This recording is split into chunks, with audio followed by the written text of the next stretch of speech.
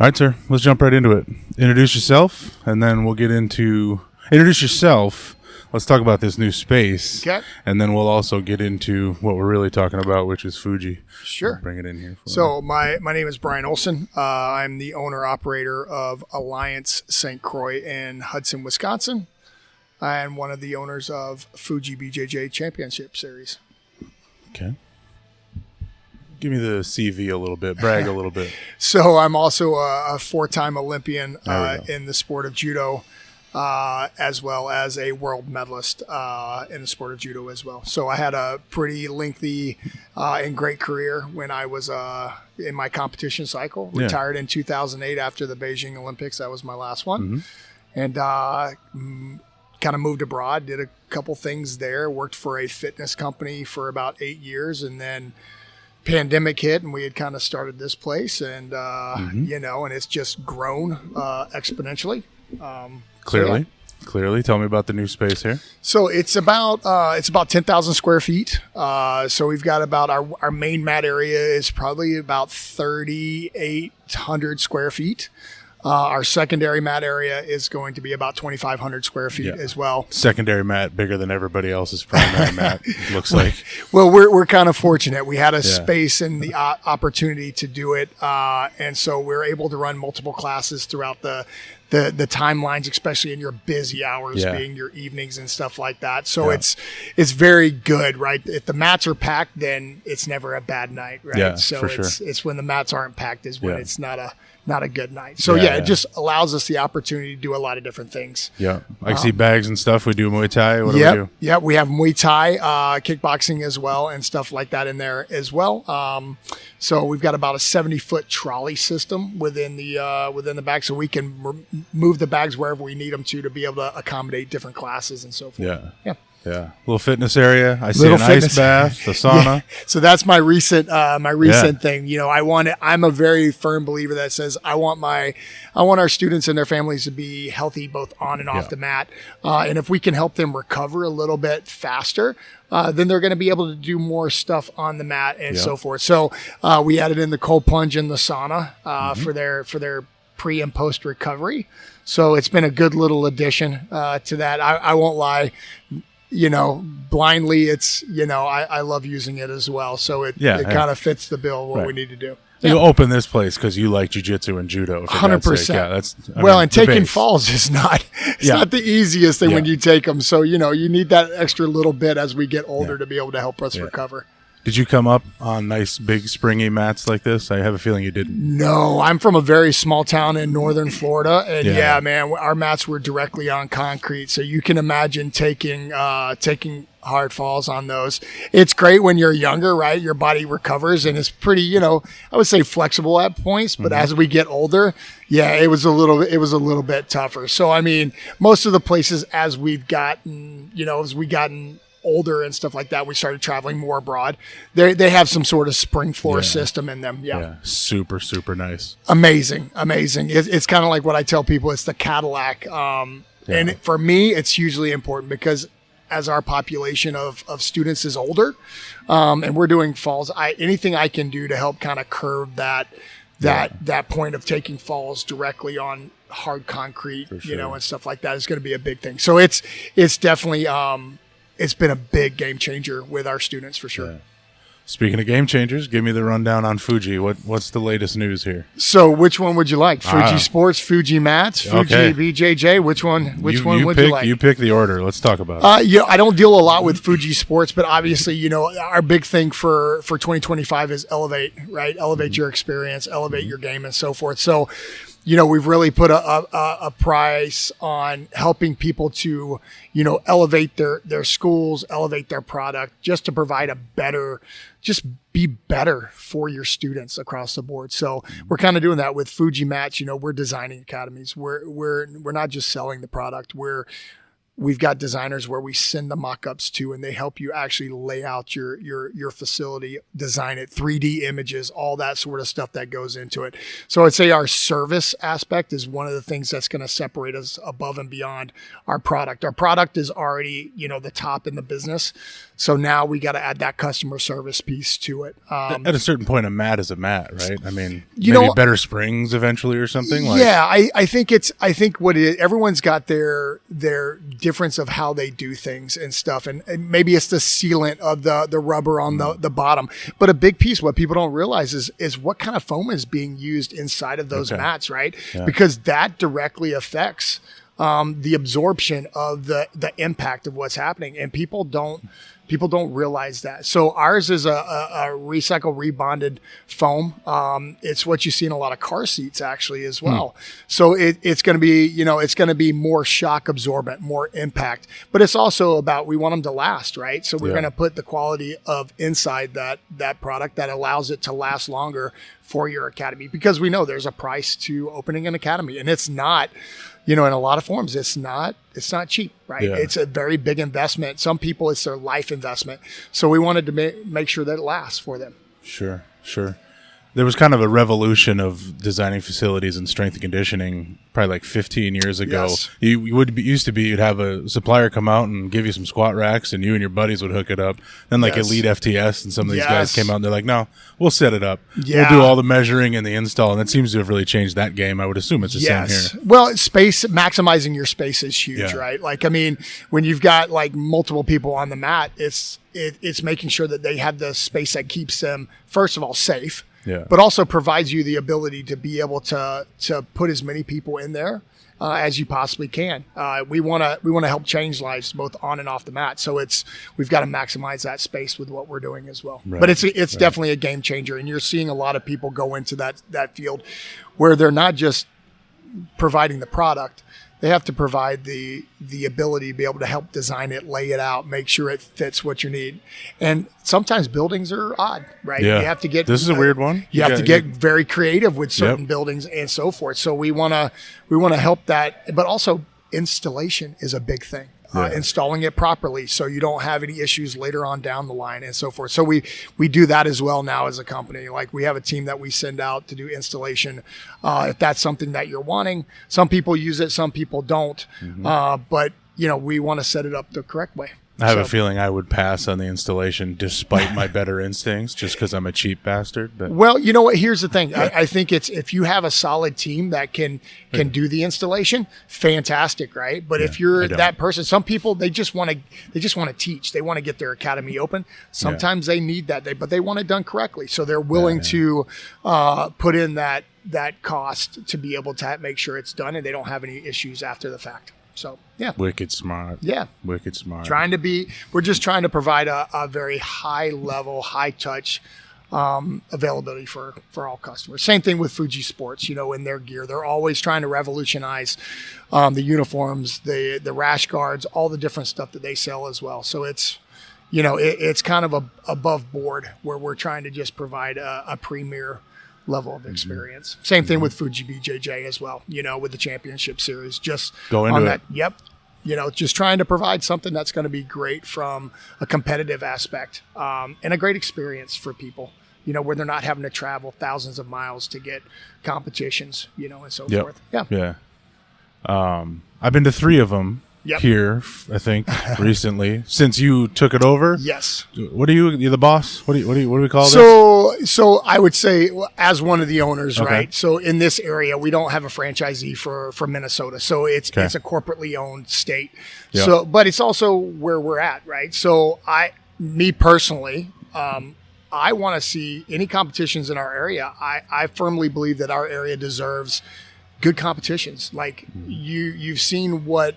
I'm not from this area, but I hear stories about when jiu-jitsu first got here and so forth, and what it has become now.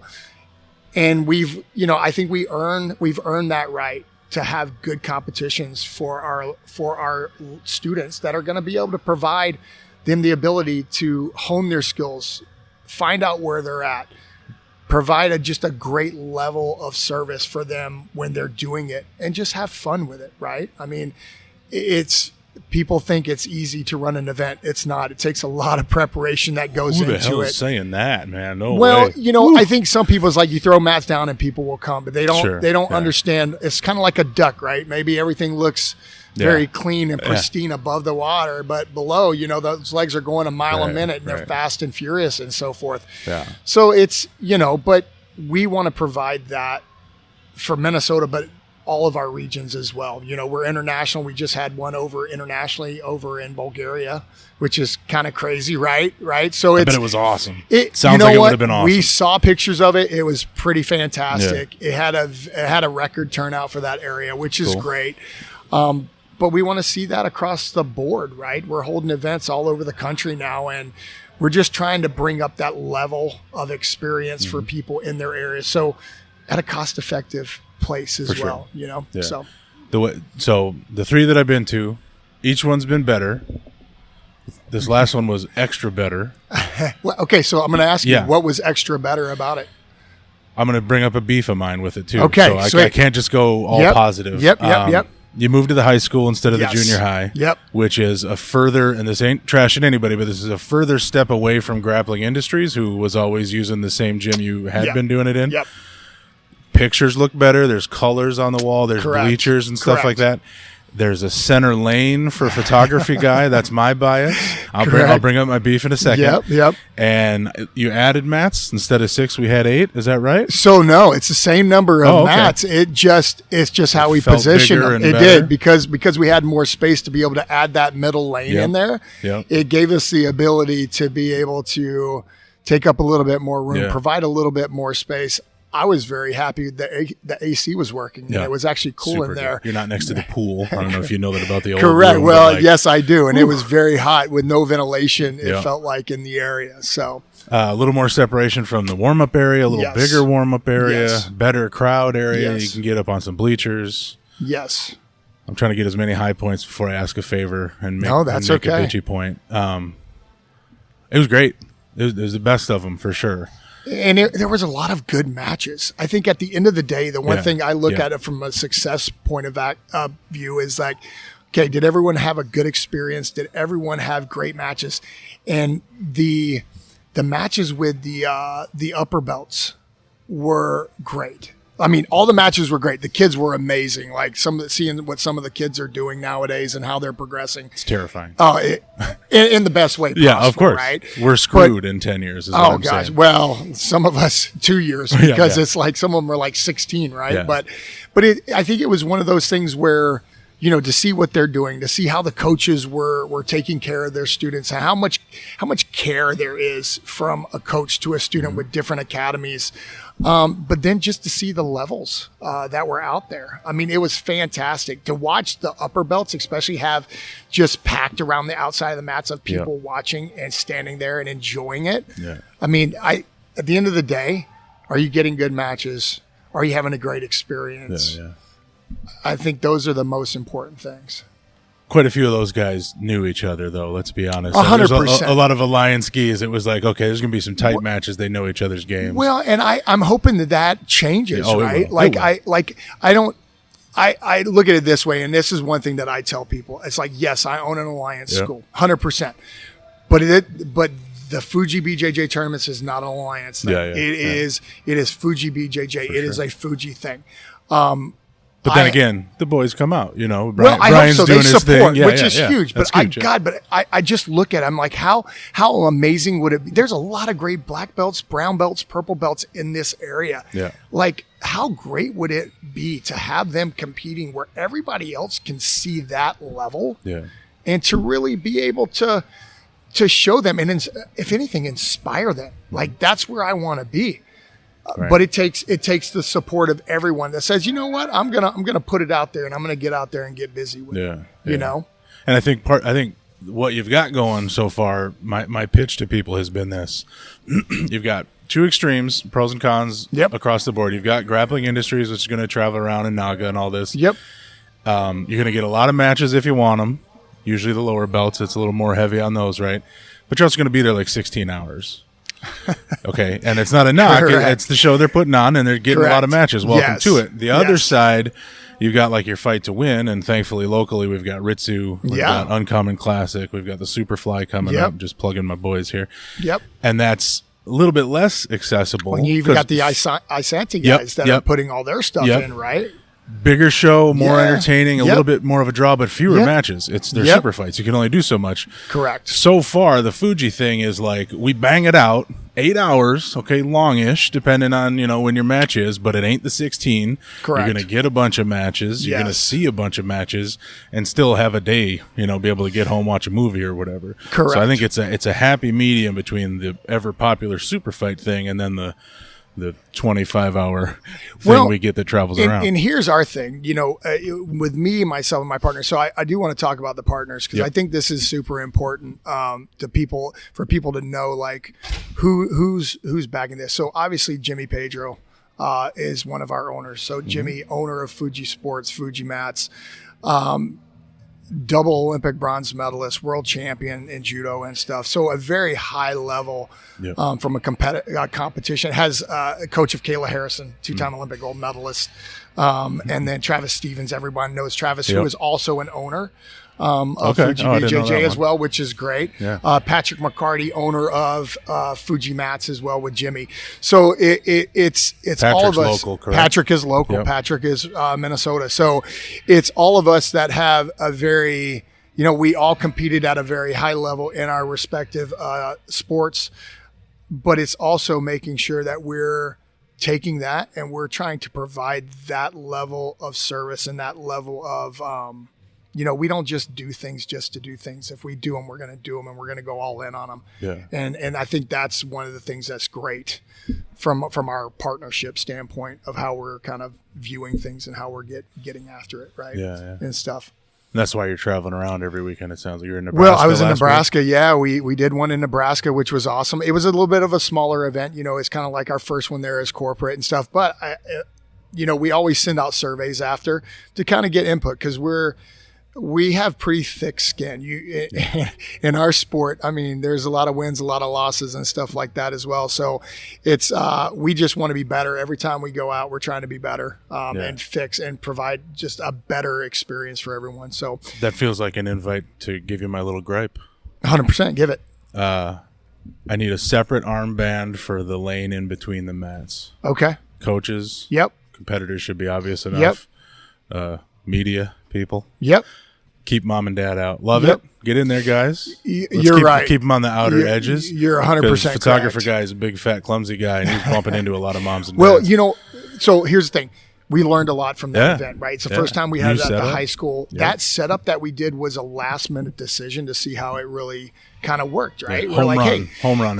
But in that, right, if you knew it, it was super packed inside of there, right? Which was great because everyone was, to see so many coaches with their students and more, but we needed to have a little bit more separation in there. It needed to be a little bit wider, right? Which we knew. We needed shorter extension cords because they were a little bit too long. Better tape. Well, it was super hard because they were so long, right? Shorter extension cords. So we taped the whole thing down, not just areas of it, right? So there's little things, but you're right. We have to get better about being more, I don't want to say the word stringent, but hey, this is for coaches, athletes. We need to put it's almost like a bullpen. So doing a bullpen where you're there and then when you're ready to go, someone walks you down to your mat and so forth.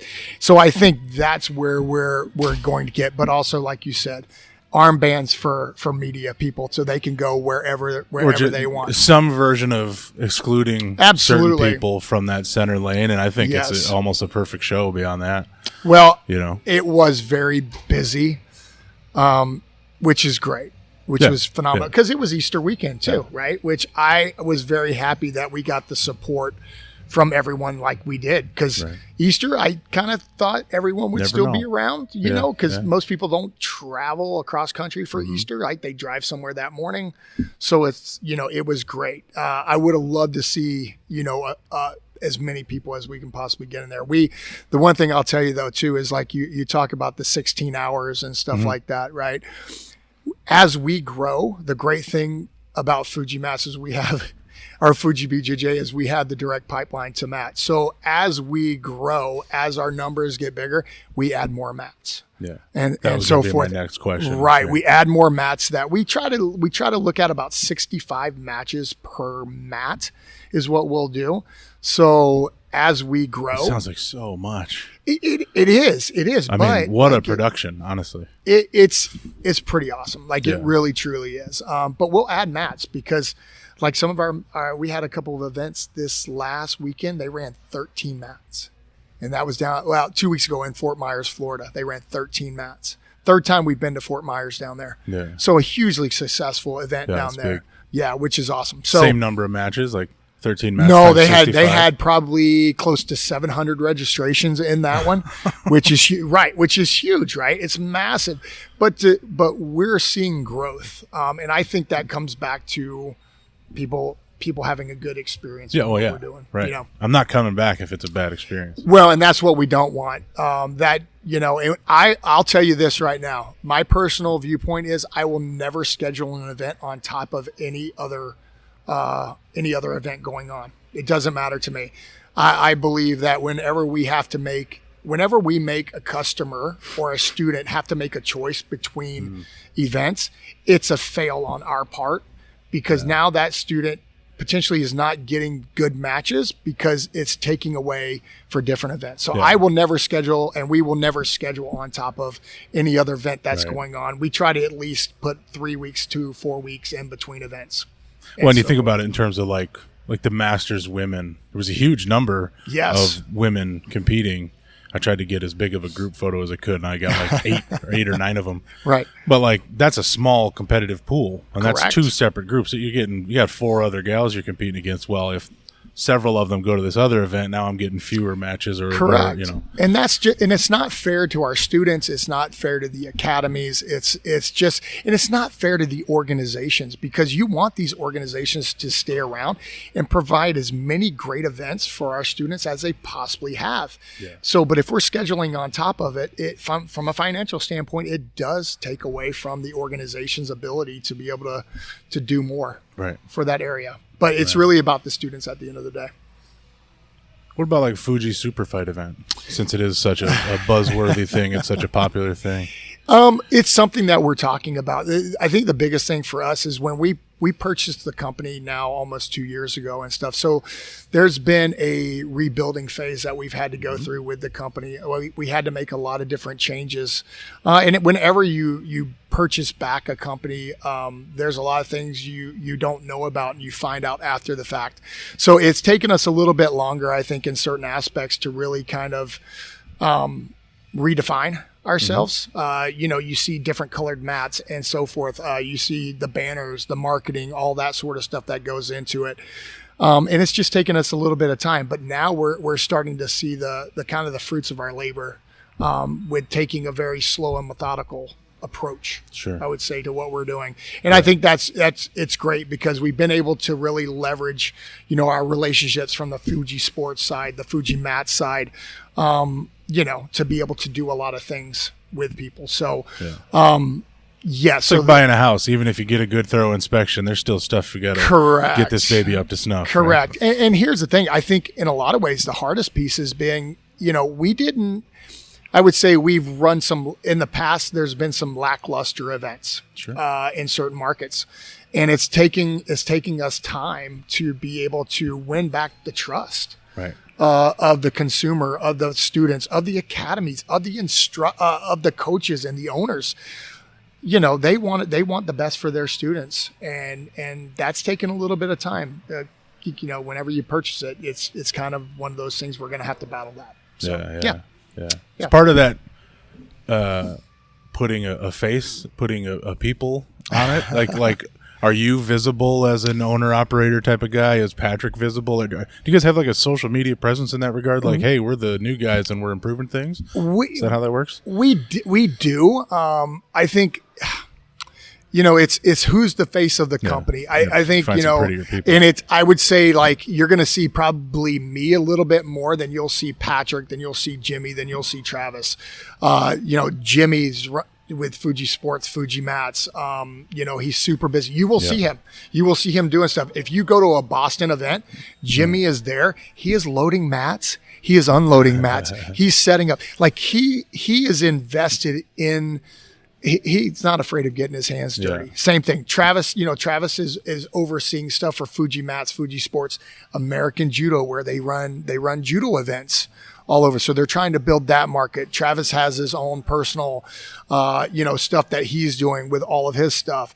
And Patrick is right there, but he's also in that Fuji mat space. And he pretty much oversees all of us, the sales team, the design, all the different stuff that goes into it. If you see the trolley systems, the bags, Patrick is the design person on top of all the other hats that he does at running that company. So some guys are playing offense, defense, and special teams. Absolutely. Patrick, if you would have saw Patrick at the last event, he was running the merchandise table, right? He was running all of that stuff. He was over there the entire time, making sure all that was good, making sure our rash guards were getting out to people, because we do offer that free rash guard and stuff. So it's, we're all wearing different hats and trying to support as much, but you're going to see me probably out there a little bit more than you'll see all the other guys.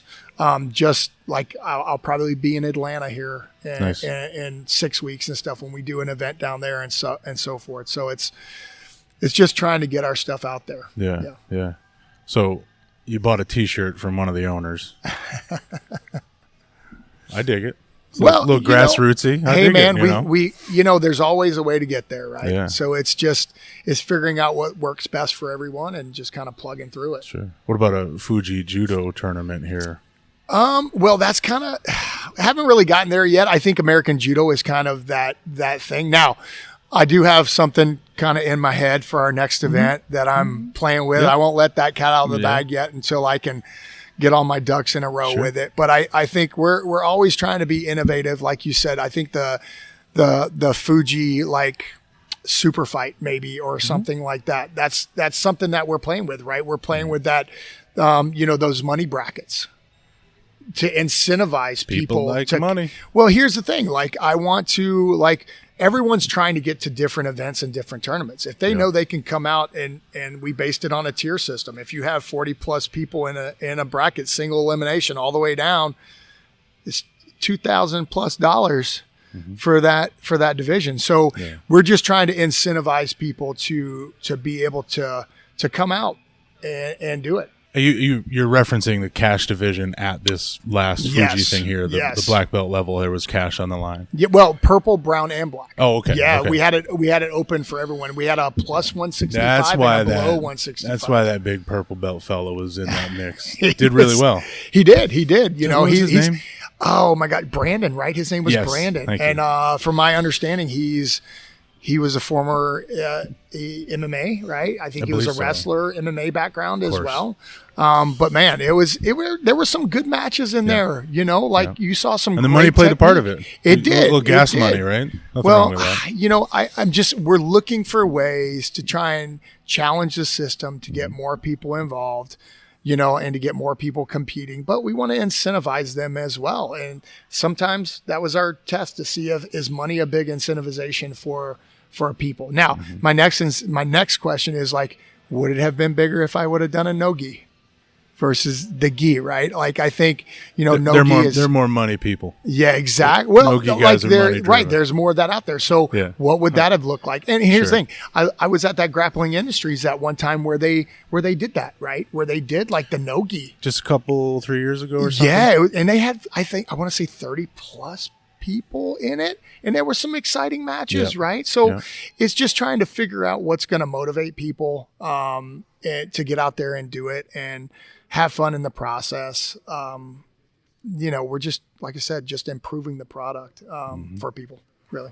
Tell me about CJI style ramps. Oh my gosh. Talk to me about this. I'm assuming somebody whispered to me that he trademarked that whole design and the idea even. Good possibility. I am not sure. He seems like a savvy cat, but it seems like and it seems and that's the karate combat, right? That's from that whole thing. So but you're seeing organizations do it, right? You're seeing organizations. AGF has done it, right? They just did it, I believe, recently. CJI is doing it. There's some other organizations that you'll probably see it happening and stuff like that. But it's interesting. I mean, I won't lie. I watched CJI. Of course, yeah. I thought it was super exciting. Yeah. It changed. But that's Craig, right? Yeah. Like Craig, I don't know him. Yeah, I don't know him personally and stuff like that. But I mean, he's going to challenge the system, which is great because I think that needs to happen. Perpetual line stepper. He will step on that line, probably kick it in just a little bit, or he might kick it in a lot. So depending on which way you're going. But how about we're obviously mat manufacturer adjacent. Is that the kind of thing that's on the radar for everybody now? Like, oh, this is going to become a normal thing in gyms, or is it a flash in the pan? Like 10 years from now, we'll be like, that was a fun time. I think it always depends. Now, here's the thing. I won't lie. We've, from the Fuji mat side, we've helped kind of, some local places, or not local places. I'm sorry. We've helped some academies put some in, and it specifically was around like people who were going to be competing at CJI or had people doing it and so forth. So it's, we're seeing it, right? Yeah. And basically our mats are what's going on. They're going on the ramps and stuff like that. So they conform to it. And I mean, I can't say it's going to be a flash in the pan. I don't know. Because I think everyone's it may be a precursor to something else. Because people are always going to challenge the system. Right. You're always going to have your innovators that are going to change that and stuff. So I don't know if this will be around forever, but I think what you'll do is you'll probably see something innovate from it. Right. And so, which that'll be interesting because I don't know how you innovate from that, but I'm sure someone smarter than me will come up with something. Yeah. Weapons. Oh gosh. Who knows? Yeah. Who knows? It's like put up some bulletproof glass on the outside and see who can get who. Right. But no, it's super exciting. I know there's a couple of events that are doing it. Like I said, AGF just did it recently, and theirs was a little bit more. It was a little different, right? It was more round, I would say, versus the square. Yeah, more of a pit type of thing. Yeah, that actually makes some sense. If I'm going to have a curve here, why wouldn't I then? Right, correct. So if it's the harsh angles, the harsh stop of the mat that ends the excitement, well. Correct. Around it, put them all in a hamster ball. It'll be interesting to see if like WNO or any of those guys do anything like that eventually or something. They kind of change it, and stuff. It'll be interesting to see what people do and how they conform or they challenge that system. So what am I looking forward to in terms of Fuji competition stuff in this area in particular? What's the future plans? I think just keep going. Yeah, I think we need to build it up, right? I think for us, one of the biggest pieces, and one thing for me especially is to, as an owner, not just in this area, in all areas, right? It's really creating a relationship with all of our academies, and knowing that hopefully they know that from myself, Jimmy, Patrick, Travis, on all of our teams, that it's the best interest. We have the best interest for them and for as an academy, their coaches and their students, right? We just want to provide a high level of service and competition in our areas that we're getting into, and stuff. So I think it's just creating those relationships, creating that ability to have direct communication. And we want feedback. Like we don't shy away from people when they have, I'm not going to say a gripe, but like a recommendation. Mine was or a something. gripe. Well, no, but here's the thing. Like those are the things that we need to know. It's like, I want people go on, like as soon as I posted your photos, right, on Facebook, like I started getting tagged and stuff. Like people started sharing them. A lot of them were my students as well, sharing them and stuff. But we also I sent out an email to the link to every single person that competed with that link that they could go download it. Like we want them sharing that stuff. We want academies using those photos to build their programs, right? We want to see everyone grow. And that's our job as well as an organization to help facilitate that process. That's why it's so important that we have like someone there taking good photos. But if you're not able to take good photos because you can't get where you need to get, that's a direct a little something. That's there. a direct problem. So we need to know about those things, right? And like I said, we don't shy away from conversations, even hard conversations. Yeah.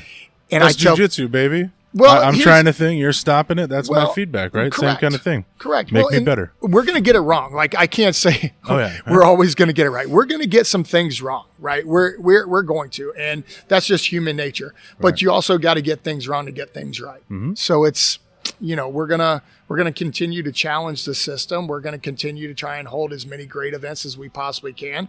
We hope that we'll have everyone's support in doing it. And we'll just keep pushing forward to continue to provide a great product and a great service for everyone. I think we nailed it. Unless you got closing thoughts. Awesome.